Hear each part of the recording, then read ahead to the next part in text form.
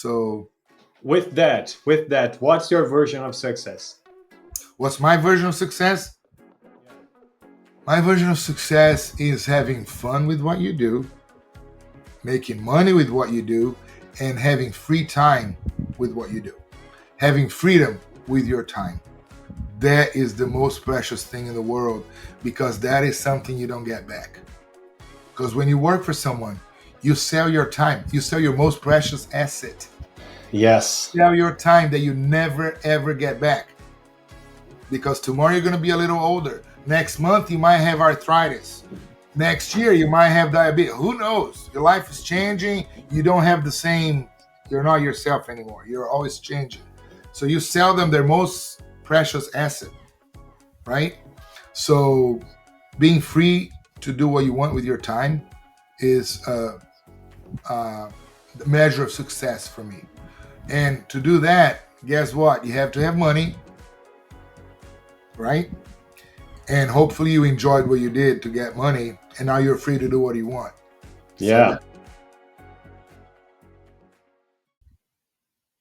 Renato Gutierrez, right? Sim, senhor. Right. I know I got the pronunciation right. You got it right. You're one of the few that got it right. Yeah, I have an advantage, You have a little practice under your belt. Yeah, indeed. What's exciting? What is happening? Tell me. What is happening? Well, we have a new company that we started fairly new, almost completing 2 years now. In a couple of months, maybe 1 month, we're completing 1 year. And we have been investing and working hard for 2 years. And we are just now starting to see a light at the end of the tunnel. And it's not a train coming at us. So that's good news. So, Okay. yeah. So we're very positive. A lot of good things happening. Our revenues finally, 2 months ago, we finally were able to pay payroll with our revenues without putting money from our pockets, investing from our own money. So the company is starting to walk on its own finally. So it's a very exciting moment. I know you are a serial entrepreneur. That's correct. Yes, this is But the fourth company.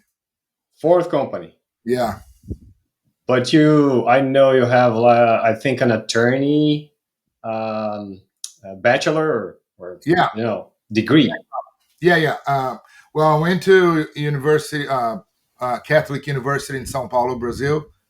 PUC, Pontifica Universidade Católica in São Paulo. And Yeah. after that, I went to UC Berkeley in California and specialized in international business and product liability.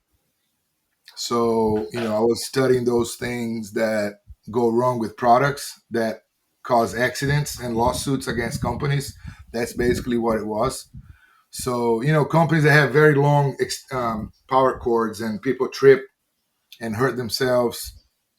So we kind of look at those products to help companies minimize their legal exposure, or or made sure they had warnings on their labels so people don't get hurt. There was a product, I forgot the name now, but there was a product that people used to shave, that women shave, like you put the cream on your arm and then you just wipe it with a towel and all the hair is gone. Uh huh. But if men used in their scrotum, it dissolved the skin of the scrotum. So Ooh. nobody knew because people haven't tried that. But some men started buying the product and applying there and had serious, very serious medical complications. And the company was sued because they didn't have any warnings, and they should have a warning like that. So, don't apply on that skin, or that kind of skin will dissolve and you're going to have serious complications. So that's what I went to UC Berkeley for, to help companies minimize their risk by applying warnings or warning the public about the risks that they might incur. Okay. So you came to the US to study this specialization. Yeah, to go to UC Berkeley. And after that, I went back to Brazil for a very short period of time. and I had a chance to come back here to the U.S. To work for. I found out that Western Union was hiring, and they offered full scholarship. So I was 20 something. I was young, and I thought, well, I'm going to go to work for Western Union so I can get a scholarship to go back to school and do another master's in business. I wasn't sure what I wanted to do, but I went working for Western Union with the goal of getting tuition reimbursed, paid by the company, because that was a benefit they had. So I was working for the customer service department just because I spoke Portuguese, and they had all the different languages of the world in their call center. So they had a Brazilian Portuguese department. They had French Canadian. They had Spanish. They had all the languages: Russian, Chinese, everything. So I started working with Western Union, and I fell in love with the business. It was just fascinating, and I love history. And Western Union is a company that had 150 years of history. So I learned everything about the history, how the company came about. There was a book and a movie about Western Union, so I fell in love with the company and the business. And I just a few years later, I got a promotion, and I was invited to go work in Boston to be a territory manager. And they were going to give me a free car. At the time, it was a minivan, and they gave me a free phone. In those days, being a young 20 something, you get a free car and a free phone. It was a great benefit. I was so excited. So I accepted the opportunity to go to Boston. And what they wanted me was because I spoke Portuguese, and they knew there were about 350,000 Brazilians living in the Boston area. Wow. But Western Union only did 50 transactions a month, and they had almost 2,000 locations. So they were like, how are these people sending money home? Why are they not using Western Union? So that was basically my job to find out. So I started trying to find out. It was a long process, but just to make a long story short, 4 years of work, I turned 50 transactions a month in 104,000 transactions a month. And that is when I made a name in the business. So I became known in the money transfer financial services world as a tremendous star in the world of business development, because it wasn't just sales. Sales, a lot of people can do, but to do business development, you have to look at several aspects of the business to make sure that sales happens. So detect the problems, try to find solutions for them, and help the company grow. So the biggest challenge we had at the time was because the competitors were not legal companies. They were shady companies that operated with no license. So they didn't follow the same rules as Western Union. So I had a very great disadvantage, because if I go to a Brazilian store in the Boston area 25 years ago and I offer them, here you can work with Western Union to send money, and you're going to make $1.40 commission per transaction. And they're like, why am I going to work with you to make $1.40? I'm making $10 per transaction commission now, working for the competitors. Why am I going to work for you? So I'm like, oh, okay, well, I have to solve that problem. The company had the Western Union, very structured American company, very by the book, very firm, strict on their rules. And they couldn't pay $10 per commission per transaction, period. So what I started doing, every Brazilian area that I went, there was always a new store that was rejected by all the others, because they already had. I already have company X here. I already have a company B. I already have a company C. So all the money transfer companies were rejecting that new guy. So that was my opportunity. I didn't have to say, well, give up $10 commission, take $1.40. It was take $1.40, because now you have nothing. And what I was saying to them, my sales spiel, speak, was, listen, yes, Western Union, you make $1.40, but a lot of people need Western Union for money transfer, money orders, because they pay their rents, they pay their bills with money orders. So you sell money orders too, they send money transfers with you, and you're going to sell more things in your store, and you're going to make more profit selling everything else. So you're going to increase foot traffic. So I started selling the notion that Western Union was not better as a commission per transaction, but it was a big tool for you to generate foot traffic into your business. So even though you made a very negligible commission, you increased foot traffic and you sold more in your store. I didn't know what the hell I was talking about. It was a theory that I created in my head, but it was something I had to do in the desperation of trying to make that business work. And guess what? It worked. They increased their foot traffic because Western Union was a well known company that people trusted, and they needed not only for money orders, they needed to pay bills. Western Union has a bill pay service. So people were going there to pay their electric bill, to pay their gas bill, to pay other bills, their car payments. They could pay with using Western Union bill pay. They could buy money orders every month to pay their rent, to pay their electric bill, whatever bill. So people are coming there for several different reasons for Western Union. So they actually ended up making more commission and more money selling everything else than those others that had whatever competitor that only offered money transfers. So, okay, we created several success stories. To be more precise, there were 38 cities in the Boston area, including Rhode Island, Connecticut, and Boston, that had big Brazilian populations, several stores, and I was able to create, believe it or not, a success story in each of these cities. And then they started sending a lot of money. And then I gave another idea. Why don't you put a little illuminated sign you can buy at Sam's Club and you put on the window on the street so everybody can see the exchange rate to Brazil in real time? You can update it all the time, every day, several times a day. So people don't have to come in and ask, or they don't have to call you. They just drive by and they see. And I was in conjunction with this, I convinced the executives at Western Union to offer the very best exchange rate, higher than the competition. So I was feeding the headquarters in Brazil at Banco do Brasil the exchange rate on the streets in Massachusetts, in every city, on the competitors. So they would put 1 or 2 cents more because that was enough. It's just a perception. 1 cent is nothing. 1 cent is really nothing. People would say $2, $3, $5, but it's the perception that Western Union always had the biggest, better exchange rate.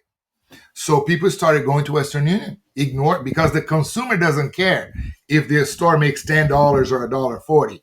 They want more money at the end in Brazil, in the small town in Minas Gerais. They want more money for their family. They don't care whatever the store makes. So then we became, I created the notion, the perception that Western Union was better for the consumer, not for the store. And I said, I'm fine with that. I'm fine with that notion because the consumer is what drives this business. So my Brazilian stores in here, in this area, they started having lines in front of the store. People, they had to hire more people to do. They were doing so many transactions. They couldn't count them. They couldn't put the money in their drawers because their drawers were overflowing. They had cardboard boxes under the counter. They were just dumping cash. And then they were walking in the streets with big box of cash, taking to the bank and telling the bank to count. And then the bank was like a whole month. They had to put 2, 3 employees because a little store across the street from them was making $700,000 a day in transactions, in money transfers to Brazil, a small store. So the banks, and then in the middle of this whole chaos, 9/11 happened.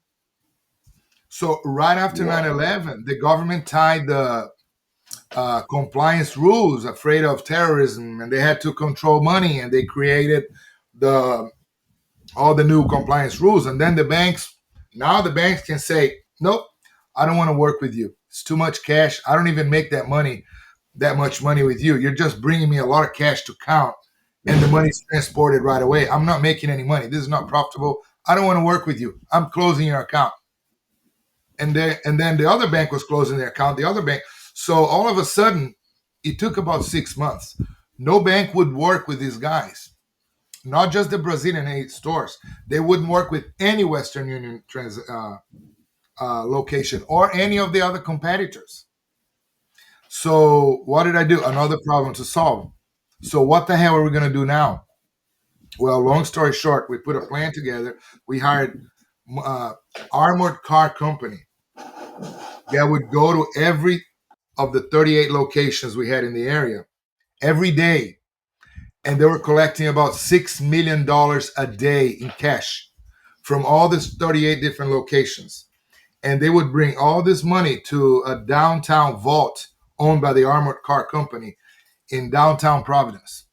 Now, Western Union's checking account in those days was a Chase Manhattan account in New York City, which is about 2.5, 3 hours from here.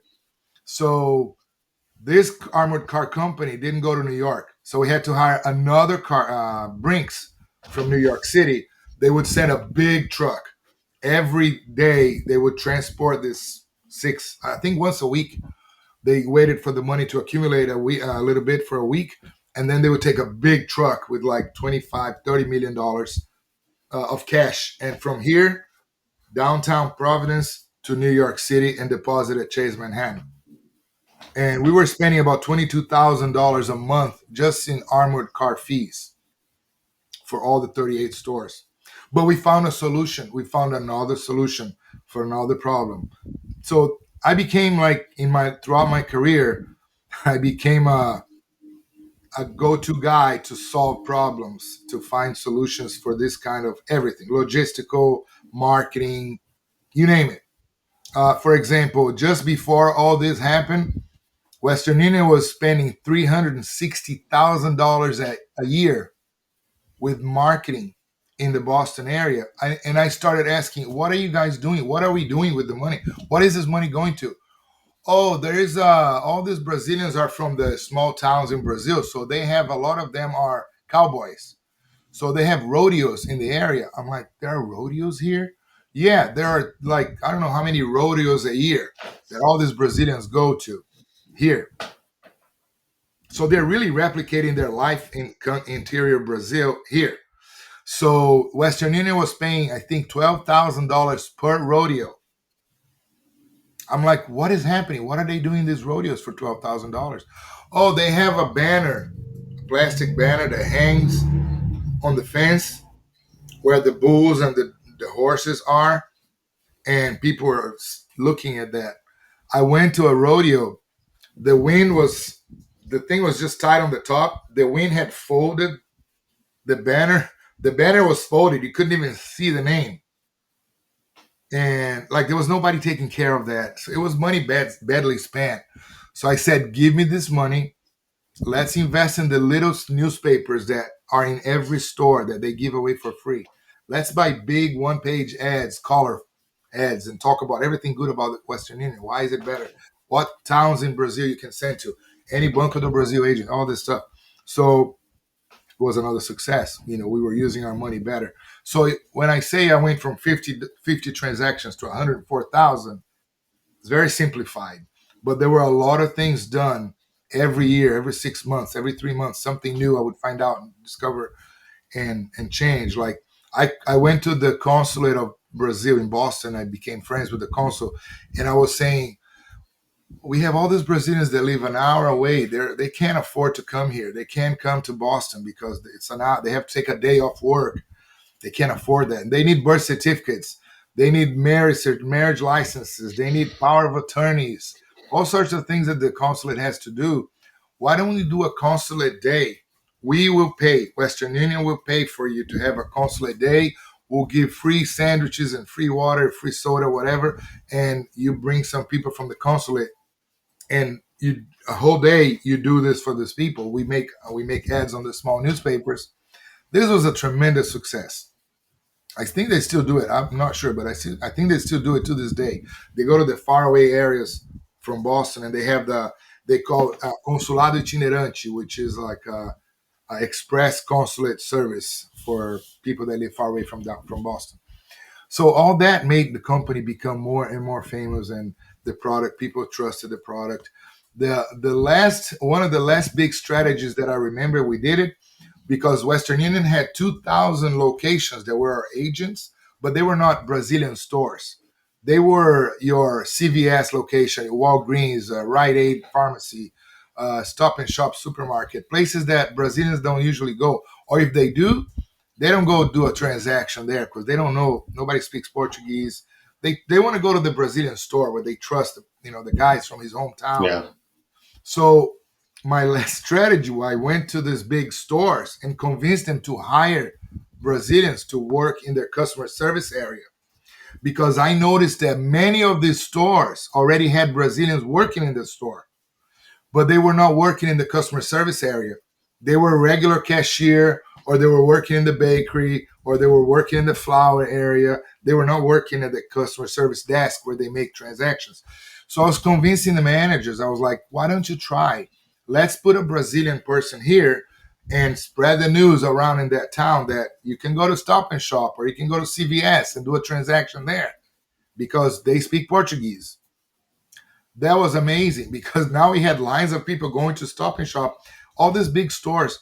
I remember going to a grocery store in the area, and he told me we sell $240,000 a day in the grocery store. It's a large grocery store. It's an average what we do in a good day, weekday, 220, 240,000 a day. They were doing 300,000 in money transfers. So they were panicking too because they were like, this is a lot of money. But they have the infrastructure and a supermarket or CVS, the bank is not going to close their account. We didn't have to pay armored car to go to these big stores. So these big stores was less expensive for us to operate transactions to Brazil. So in 4 years, I was nominated by the company like an expert in growing niche markets. So I got a promotion. And then I went to Western Union International headquarters in Miami. I was relocated there. And then they said, okay, now you're going to replicate what you did in Boston all over the United States, in Newark, New York, in Los Angeles, in Dallas, in Houston, wherever there's a Brazilian population, diaspora, we want you to replicate it. And not only that, now you have all of South America. So wherever there are people from Bolivia, Paraguay, Peru, Argentina, we want you to do the same. So I had to hire people to help me and people from the local areas. Um, so that was fun. I had fun. I love doing that. So why go back to law? I never even thought about law again. I was getting promotions. I was very young and making a good money, and I was just having fun. I was making friends everywhere, and yeah, that was a lot of fun. So So yeah, so interesting and fun. Basically, you answered my question how you came from attorney to business because you fell in love with solving problems, finding solutions, and basically that's what you specialized in. That's purely business. When you solve a problem and you saw opportunities and you were seizing the opportunities, right? yeah, You were just going for it. Basically, you already had this entrepreneurial mindset and you just went for it, right? absolutely. Yeah, of course, I made a lot of friends who helped me a lot. Of course, to make enable that to happen. I made friends in high places within the company. But that was part of the solving the problem too.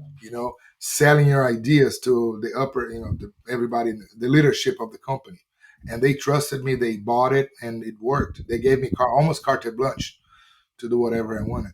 Yeah, So basically, the transformation of your mindset at the time was not painful, it seems, because I think you already had that software feature installed in you and you just went for it. Or do you remember any struggles or any painful transformation around no, that? no. Oh, yeah, Fernando. I had a lot, a lot of struggles, a lot of painful transformations. I kind of condensed the story to be able to tell you without make you fall asleep because we would be talking here for a month. But I went through a lot. I went through a lot because I had The main ones. What were the main ones? the main That's ones what I was want you to bring yeah it. the main one was to manage my colleagues who hated me. People at my level hated me because a lot of them were comfortable for many years. They were not doing much. They were just doing 9 to 5 and going home, collecting their And you salary. were there poking and changing things and I was making them uncomfortable, right? I was rocking the boat. I was making too much sales. I made them like very hard for them to show any work, to show any result, because what I was doing was being very successful. And I wasn't just like, I want to be successful. I want to do this. I want to sell 104,000. No, I was having fun solving problems before I realized it. This happened. So the biggest thing was to manage the competition, like the people that were bothered by what I was doing because I was rocking the boat. And yeah, that was one of the toughest things. Right. And what about your mindset? You always had this growth mindset, or you Yeah, learned it, or no, I how was never. it? I think I had it in me. The thing to first of all, I think what helped me most and for without a doubt was the power to have people trust me. Okay, so I think the way I behave, the way I respect them, and the way I listen, the way I'm interested in them, I earn their respect. And earning their respect, that's all you need. Because early on, I think I realized that people don't hire you because just because you're the best candidate. They also hire you because they like you a little bit, at least, right? Because they don't really know you when they're hiring you. So they have to at least like you somehow, or they have to have some chemistry. So I realized in business is the same thing. If somebody's going to work for you with your company, they need to like you. They need to like working with you. So I think I'm naturally, and I, that's the thing, Fernando.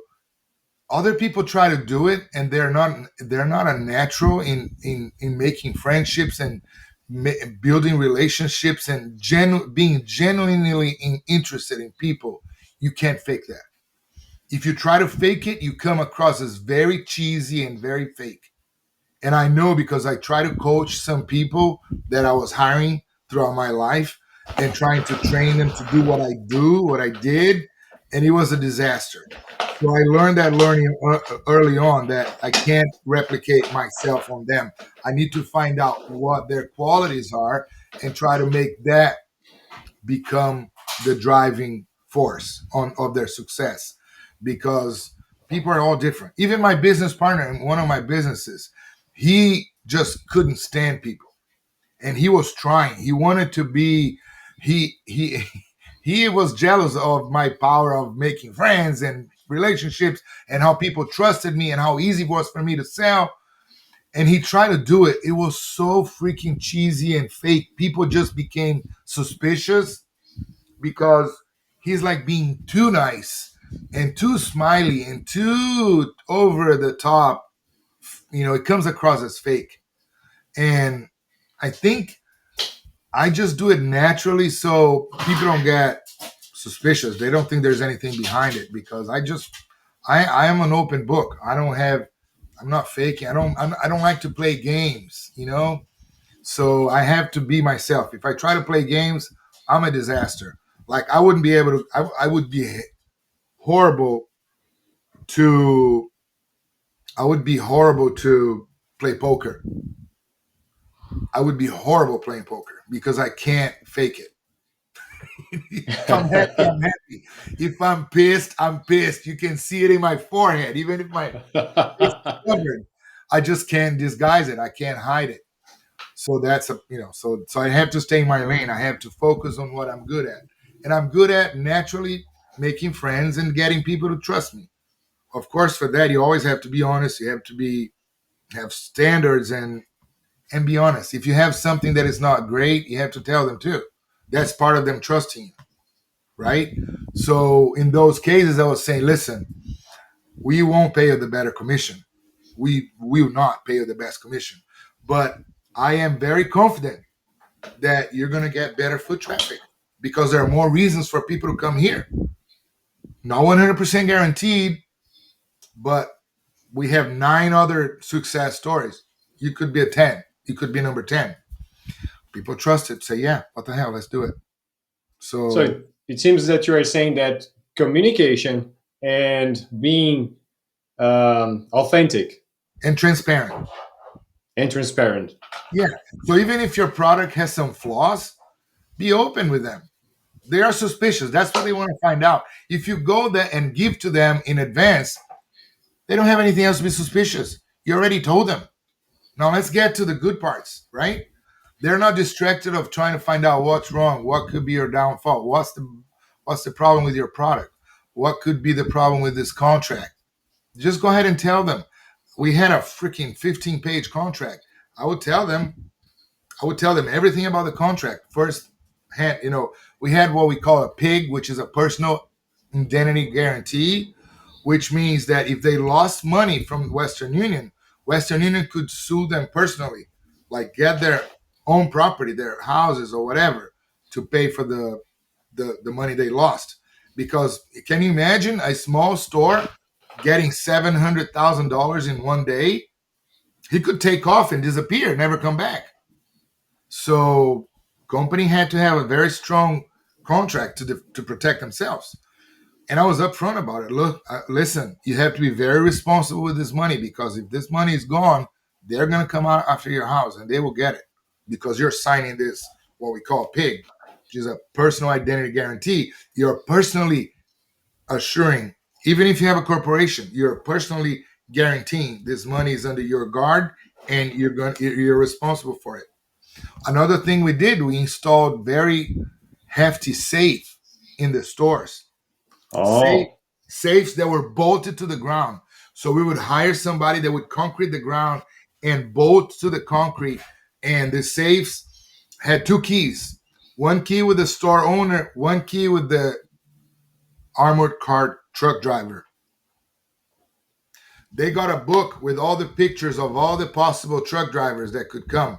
If not, if there was, if they didn't see that picture, they couldn't open the safe because it could be a scammer. So it was a very well system put together. So I would be always upfront about the bad things about the contract. So they trusted me. They felt like I was their friend. I was taking care of them. You know.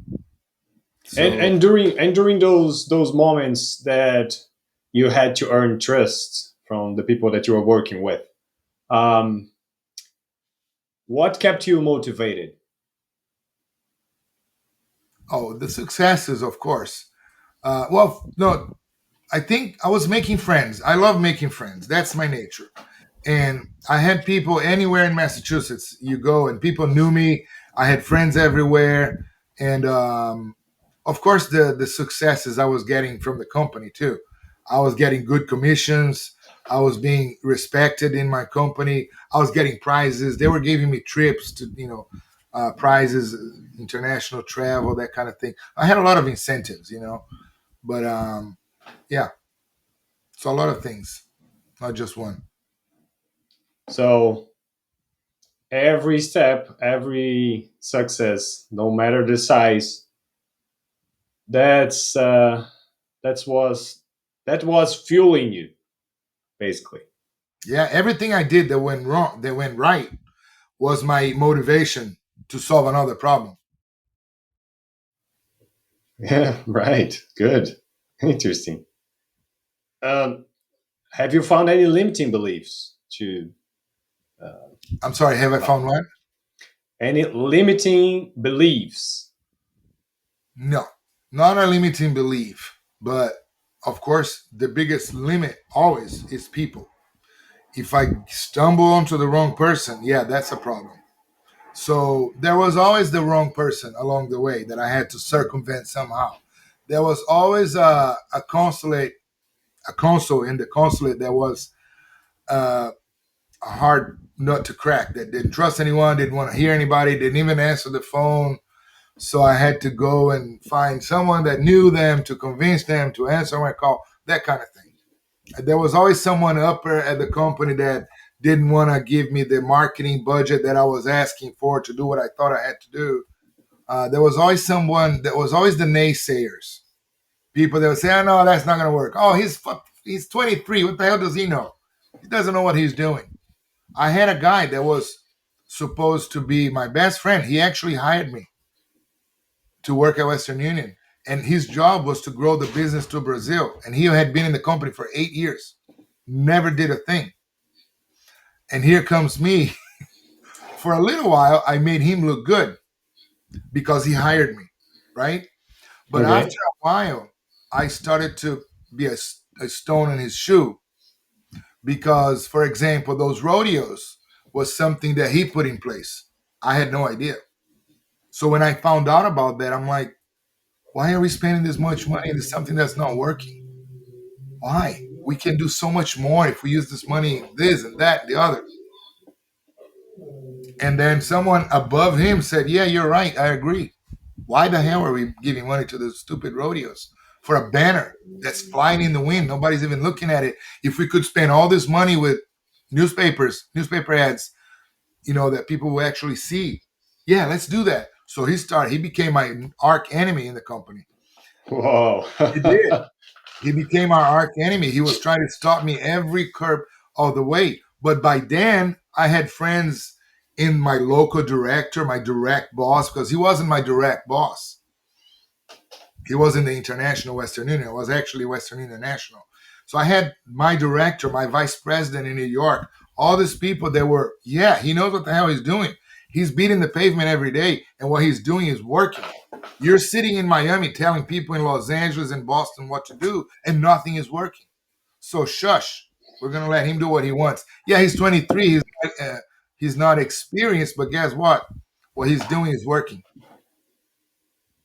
So I didn't know what I didn't know, right? Yeah, I nobody did does. know, but I was brave, I guess, and I was motivated, and I was having fun. I didn't care. I was just doing, and I was So getting lucky sometimes, and other times it was a calculated risk. the way then the way to deal with the naysayers uh was uh you were ignoring them, or you were focused on bringing the results? How to deal with the naysayers? I had to make alliance. I had to forge alliances elsewhere. I had to forge alliances in other parts of the company. I had to find someone that would support me. I was having to make my case to others, and so why do you think this is going to work? I don't know it's going to work. It's something we have to try because what we are doing now is not working. So Oh. right? So I don't know. I'm new at this. I've been here for 2 years, 1 year, whatever. But what I know is what this is not working clearly because we're spending all this money. Guess what? The competition spends zero money. They just give a good commission to their store owners. So the store owners are a big drive of the business. So we have to make friends with store owners. They're going to drive the business for us. So we're going to help them too, help their business be better. How do we do that? Help them increase foot traffic, give them all the Western Union services, help them put an illuminated sign in the wall to announce the exchange rate, help them put a safe in their store. The competition is not doing that.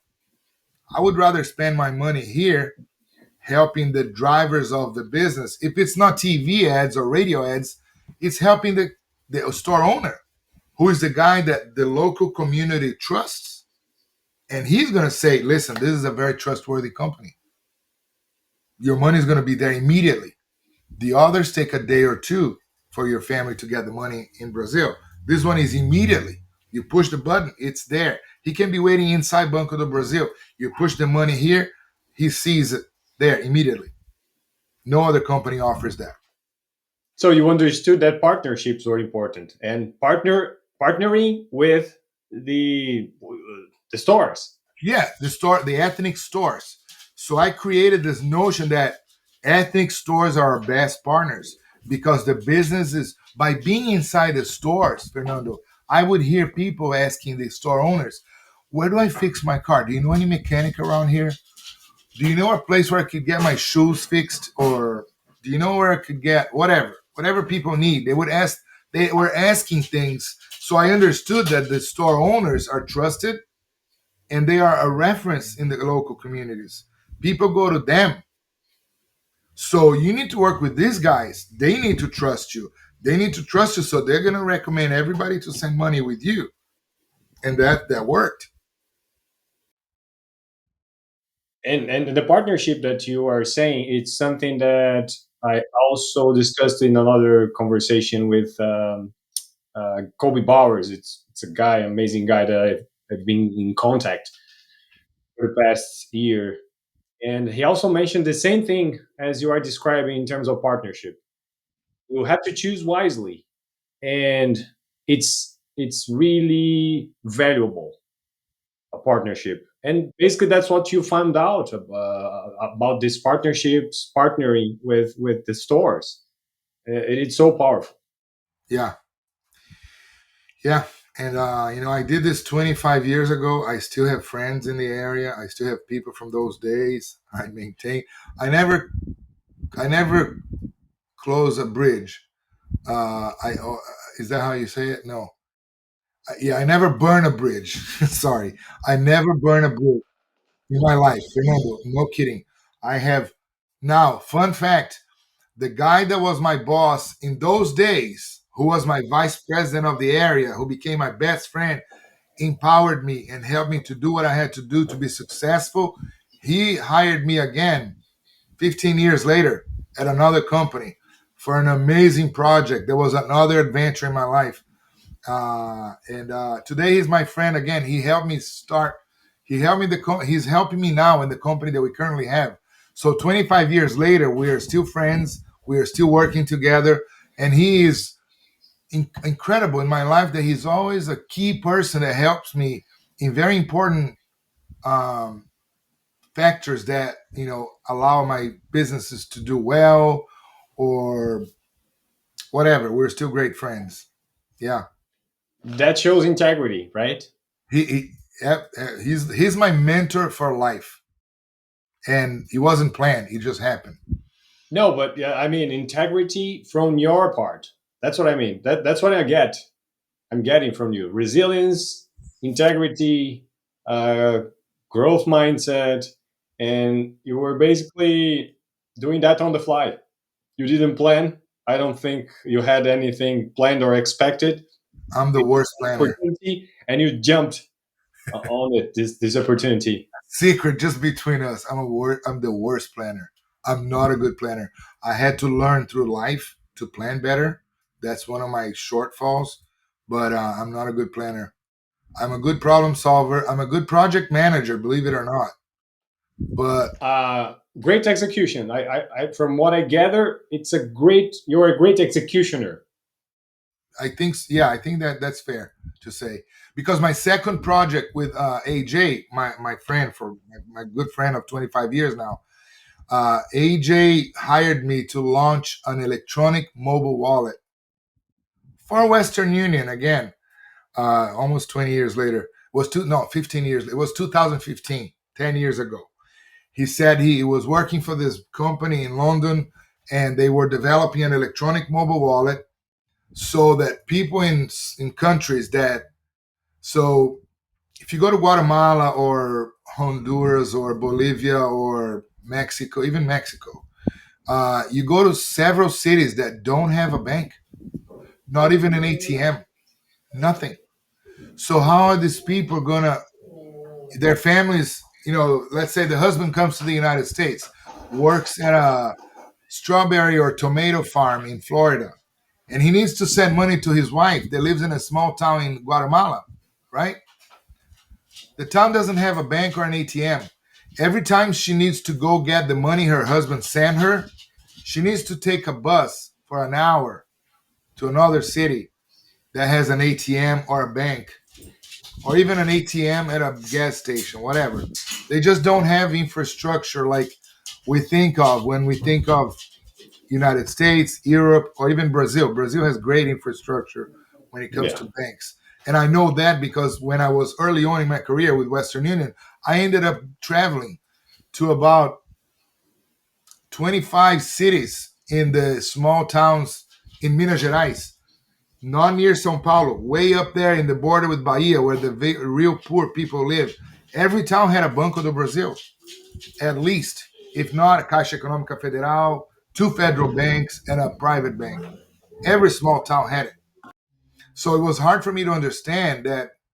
So there I had to solve a problem, right? Another problem, a different company. So I went to Guatemala. They gave me two cars with six bodyguards. because part of Guatemala I was going in was not controlled by the country. It was controlled by the cartel, drug cartels. But they knew that the drug cartels liked the telephone companies, the internet provider. And I was working for a big uh, European internet provider, sort of like a Verizon or AT&T company that provides uh, cable TV, phone, and internet. So the drug cartels, they need internet to run their businesses. So they didn't have a problem with somebody from a telephone company going in their territory, but they needed to be told, they needed to know that we were coming, and they needed to. Um, can you hear me? Okay, there you are. So long story short, they told the drug cartels we had to stop on the road. All these guys with machine guns. They told us to drive very slow with the windows down. We had to have clothing and hats with the logo of the company, of the phone company, so we could go in. It was very scary, but it was a hell of an adventure. So, but the main point was to understand the consumer in this area, right? Why is an electronic mobile wallet important for these people?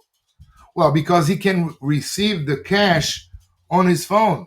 He doesn't have to take a bus and drive an hour, or not a drive, but travel for an hour and a half to another town just to get some cash to pay their bills.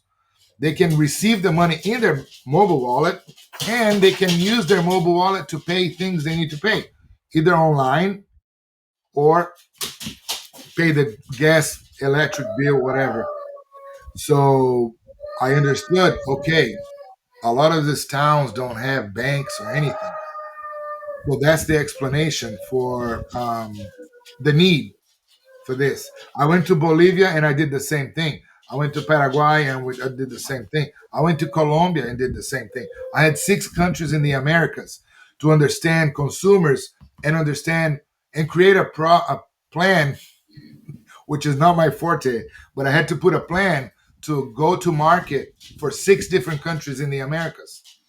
And that was Honduras, El Salvador, Guatemala, Bolivia, Paraguay, and Colombia. Those were my six. Wow. Yeah.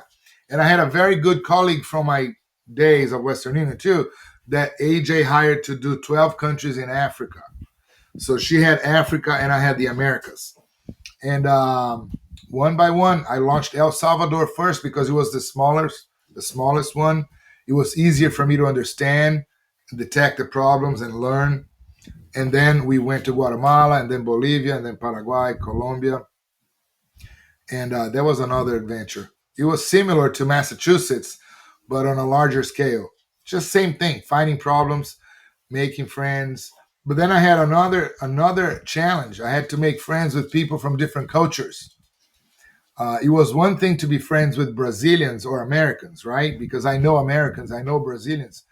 A different animal to try to be friends with Guatemalan or El Salvadorian, principally because I look European. I'm tall. I go to this town. Everybody's at my almost. They're half my size, and they're different. They're natives. They look like natives. They immediately look at me with suspicion. Before I say hello, they're already suspicious of me. So it was an extra challenge. But I learned to gather trust. It's still. You just gotta Wow. be humble and be honest and genuinely interested in them. Like talking to women that were there in the stores, I found out that women in Guatemala love Avon. Avon, the company that Yeah. sells cosmetics Yeah. door to door. They love it. They're crazy for that. And I was trying to understand why. Why are these women? They're so poor. They basically have money for life, and they're buying cosmetics because for those Native Americans, right? They're Native American. Uh, they have their pride is to first of all to make their own clothes, so they don't buy clothes from a factory. Okay. To make their own dresses because they use a specific prints that identify them with their tribe or the region of the country where they're from. Some colors and some prints on their dresses. People know just by looking where they're from. and that's a great sense of pride for them. And they're very vain. They like to be pretty. They need to be pretty. They had their nails done. They were very poor, but they had shoes with heels, and they all wore dresses below their knee, and their hair was really nicely done. They have a little makeup on. Even the children, they have a little makeup on. They start early on, and Wow. they have to pay their Avon bill every month because they can't buy everything they want. So Avon sells in installments. So they have every week they have to pay I don't know how much installment. So Okay. we allow. So that's one thing I said. We need to make a partnership with Avon. We need to put Avon on our electronic mobile payment systems, so they Yeah. can pay. So that was a big thing we did. That was successful in Guatemala and El Salvador and Honduras because it's a whole region that it's all connected. They're similar in culture. So that was a big thing. Who knew? Avon. I would never find out about this if I didn't go there and talk to people on the streets. You Okay. know? Yeah. So a big thing I learned in my life that somebody sitting in an office, you can have a master's from MIT or Harvard. You're not gonna know anything. You don't know what you don't know. You're not gonna be successful because you Yeah. don't know what you don't know. You need to get down and dirty, get into the trenches and learn. Get yourself humble. Go and talk to people on the street. Understand your consumer. If the only way to understand your consumer is to travel 6 countries in the Americas, well, you're gonna have to travel 6 countries in the Americas. You know, Yeah. I went to Santa Cruz de la Sierra in Bolivia, and they told me, "Do not leave the hotel. It's very dangerous. They'll kidnap you because you don't look like anybody here. They see you from a mile away, and they're gonna come after you and try to kidnap you for ransom, for money, whatever."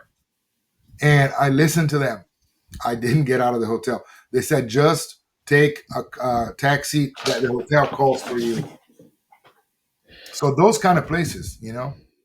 It seems that you are saying that to work around the cultural awareness that you didn't have at the time, you again tapped into that. I'm going to be authentic. I'm going to be respectful. I'm going to partner with them. Is that right? Yeah, you have to be humble, you know. So Humble. of course, always try to speak their language. Don't make them speak English or whatever language you speak. Try to speak their Oh, language. Apologize. Say, I'm so sorry. My Spanish is not good. Even though my Spanish is okay to communicate, you say, I'm so sorry. My Spanish is not so good. So please forgive me. I'm in your country. I should speak better. So I'm trying to learn. I'm trying to practice, whatever.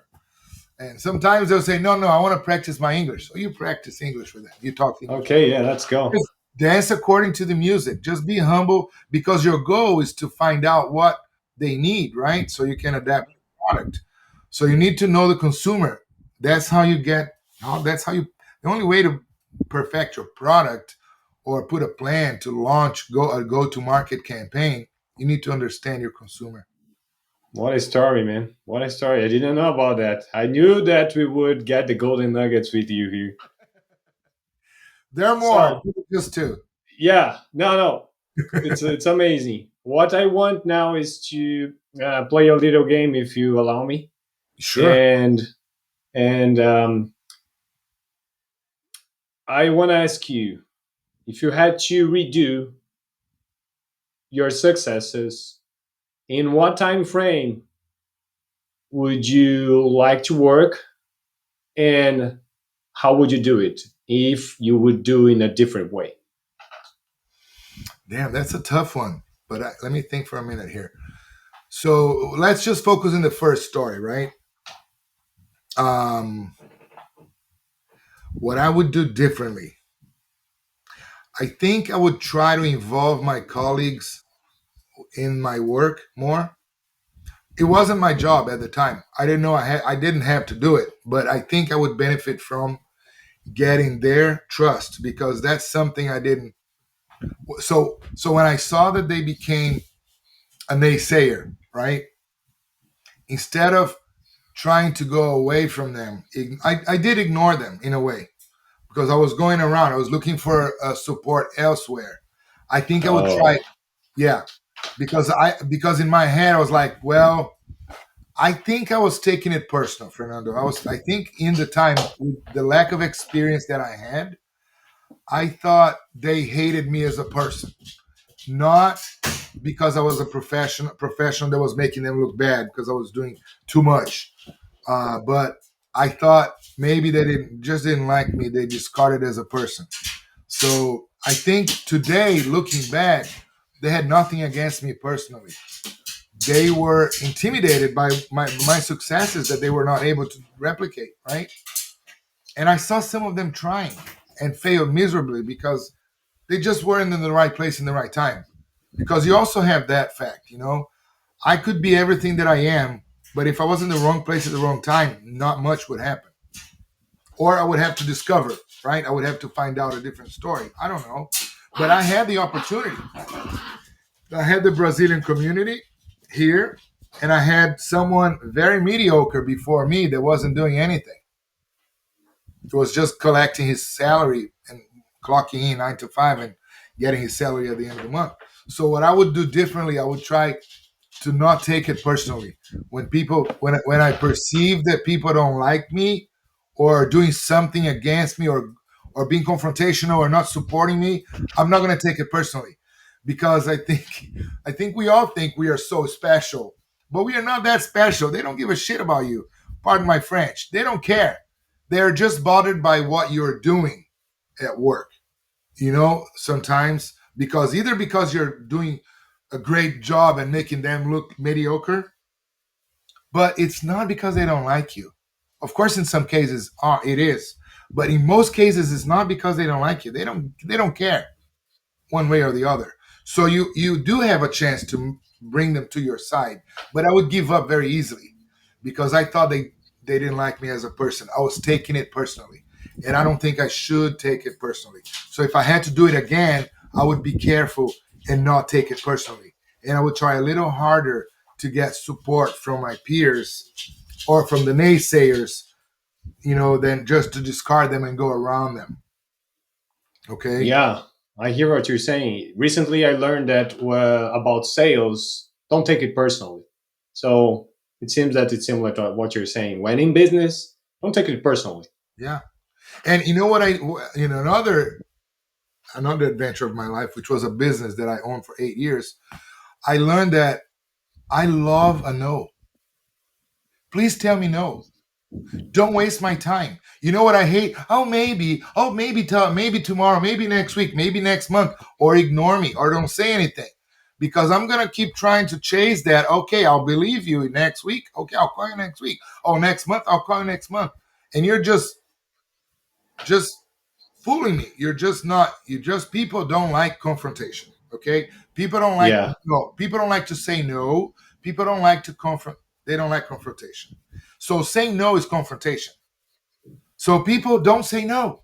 They either don't answer the phone or they say call me tomorrow or I'm busy or call me later, but they don't mean that. They're just avoiding confrontation and they say whatever comes to their head first. And they're screwing with you because instead of having that time to go find someone who needs you, who needs your service, you're wasting time with someone that is afraid of confrontation. So don't be afraid of confrontation. Make sure they say no. So you're free to go find the person who will say yes because they're out there. You're just wasting your time with the ones that are saying no. So I always train my salespeople that I was training. Don't waste your time. Insisting will get you nowhere. That's not how you sell something. They don't want it. They don't want it. There are a million people out there who wants it. You just need to go find them. Don't waste time with the ones that already told you maybe, whatever, blah, blah.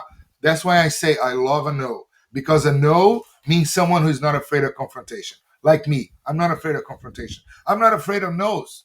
I can hear 100 no's a day. I just need to find that yes. And And it's definitive, right? It's definitive. yes, it, Yeah. it is. It's Yeah, I like absolutely, that. Yeah. it's freeing. A no is freeing. Thank you. I love you. Have a good life. Let me go find the yes. Because you need to get through about 10 no's to get one yes. That's the average Yeah. in my life experience. So if you as a salesperson, if you don't learn how to be okay with no's, you're screwed. You're in the wrong place. You Yeah. can't be in sales. Handle rejection. Right. Yeah. You cannot be moved by rejection. You cannot lose motivation by rejection. You need to gain motivation by rejection because every no you get, you're closer to the yes. Because I swear, it's hard to convince you just in a call like this, in a conversation. But if you do it for 8 years every day, you make 100 calls, 100 phone calls a day for 8 years every day, you will know. Nobody's going to tell you. You know that every 10 no's is one yes. Or maybe 20 no's is two yeses. But that's the average. I swear, Fernando, that's the average in that line of business. For the product that I had, that's 10 yes, 10 no's for one yes. So I was okay with the no's. The more no's I get, I'm getting closer to the yes. Just it's freeing, right? It was motivational. So turn that no into a motivation. Turn that rejection into a motivation. Sometimes, of course, I'm human. I got pissy and I got, Yeah. I lost my. I was like, yeah, okay, hang up and say, yeah, fuck you, have a shitty life, go fuck yourself. But I Yeah, was, but persistency and consistency, right?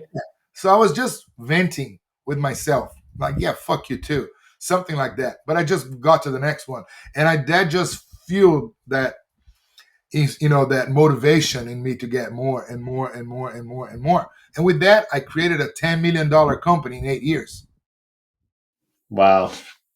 by Wow. making. If you ask me how, this is how, Fernando, making 100 calls a day and hearing one yes a day, maybe. Maybe I went a whole freaking week with no no's, but then I had a Monday that I heard four yes in one day. So I always analyze my numbers at the end of the month, and it was always like that. It was always 10%.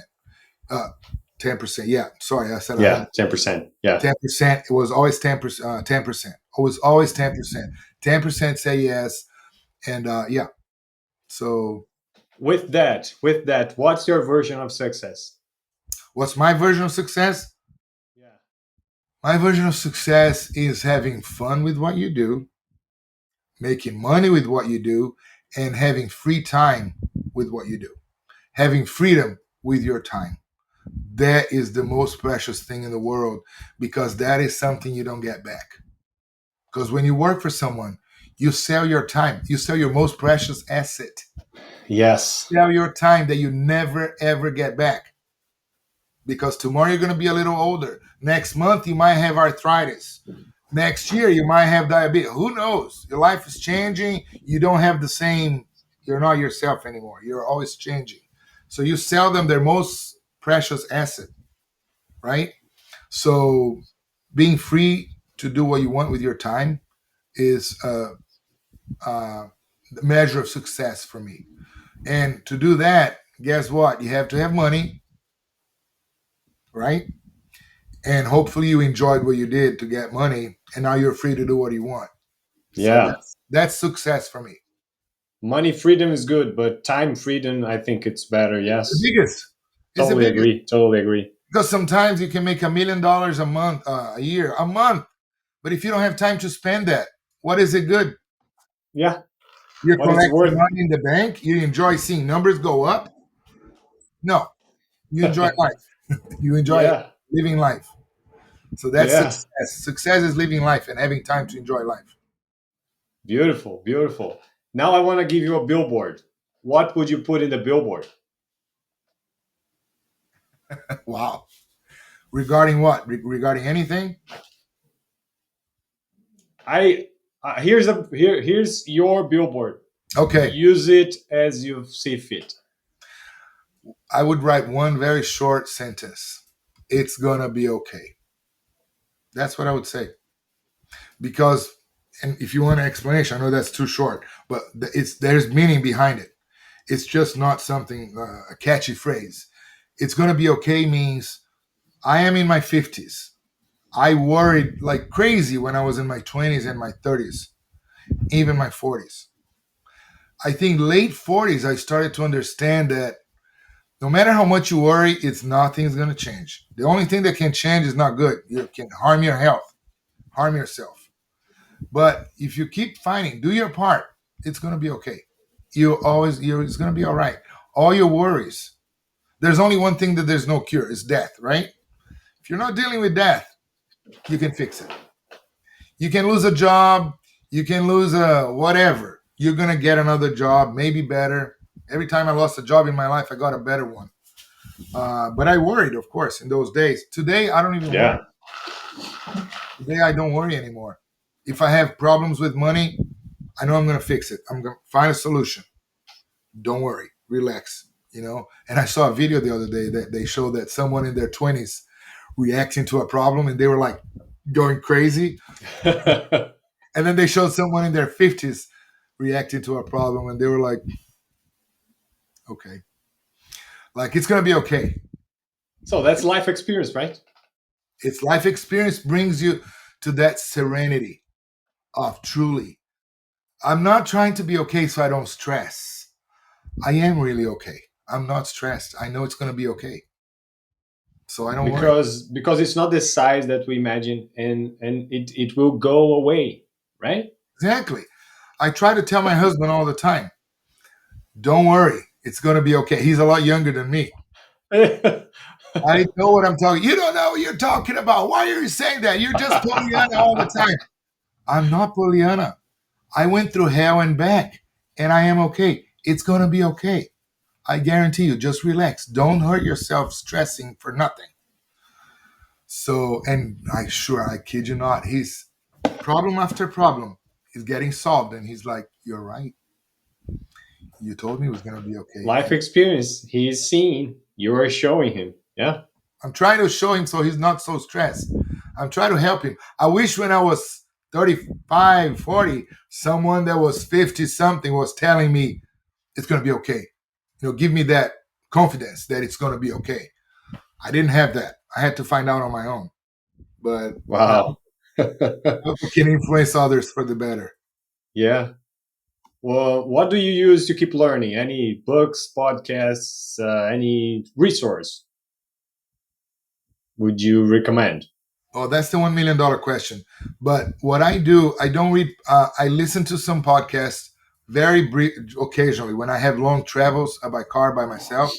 I like to listen to podcasts. But I read a lot, Fernando. I'm just interested about humans and the world. I love history. Why do I love history? Not just because I think it's cute or old things are cute. It's because understanding history, you understand why things are the way they are today. The stupidest things, the smallest things, you understand why they are the way they are. There is an explanation for everything. And I think that understanding the world, reading a lot, both history, I read books. Most people say boring books because they're history. So I learn about history, and I also like current affairs. What's going around? What's the new thing? What are the new technologies? What are the new things happening? Because learning all this helps me solve problems, because it helps me understand people. Where are they coming from? Why are they reacting like that? Why are they so strict, or why are they so happy and cheerful? Whatever, you help you understand everything. To connect and communicate, basically, because Exactly, it's that I think I understand that it's the basis of everything that we've been doing, connecting and communicating. exactly. Yeah, so I read a lot of books. I read a lot of news. I watch the news. I read the news, and I read history books. If you look at my office with the new shelf that we have here that my husband built, there are a lot of, maybe half, maybe 60% are history books about Got everything. it. Yeah. Yeah, I'm no, that's not my forte. But I always liked history. When I was a kid, I was reading Barca Encyclopedia Whoa. all the time. That was my fun. That was my pastime. Like I wanted to see what every country, what was the capital, what was the industry, what do they make, why are they rich, why is Italy a successful country, what do they have? They have factories. What do they make? And all the countries, I would do the same thing. But that was for me. That was fun. I did it for fun, not because I wanted to learn or I didn't have any plan or thought I'm going to understand people, connect, or communicate. It was just at first because I thought it was fun. Today, I understand that I need to. Information is power, right? So you need Yeah, to. no, it is. It is definitely. So to have power to understand what's going on, to understand the world, you have to uh, learn why are we here. Where do we come from? Everything. Yeah, well, spot on. Yeah. Any messages? Any last messages? Any thoughts? Um, Not particularly. I think the biggest thing would be, I think, focus on these two things. Don't take it personal. I took it personal many times that I shouldn't have, and it's going to be okay. I think would be my two big um, messages. Something that I would like to leave So don't take from it this whole talk. personal, and Don't take it personal, and it's going I to be missed you okay. there. So don't take it personal, and And it's going to be okay. Everything is going to be all right. Everything's going to be okay. Everything's going to be okay. Did you get that? You're freezing up. Are you back? No, you're frozen. Oh, I can hear all you now, right. but yeah.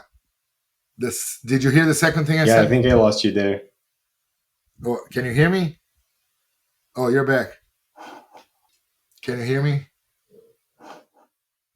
Fernando? Hey, you there? Yeah, I'm here. Can you hear? Sim. You Tá were gravando? saying two things. Yeah, the two things I would say: don't take it personal, and it's gonna be okay. Wow, Those are the two things. Those are the two things I would say. Simple and powerful. That changed simple and my life. powerful. Indeed. Yeah, Don't take it personal, and it's gonna be okay. I think that sums up a lot when we complicate things in life, right? yeah, And it's yeah. I heard today actually we complicate things. Yeah, and that sums up beautifully. Thanks, man. sure. Wow. Well, it was amazing, Renato, as I expected to be. So appreciate your time. Appreciate sharing and the lessons. Thanks, man. It was a pleasure to share. When we talk in person, I'll share more. Wow. Yeah, can't wait. Thank you. You're Okay. welcome. All right. See you later, man. Thank you. Take Thanks a care. lot. You're welcome, Fernando. It was a pleasure.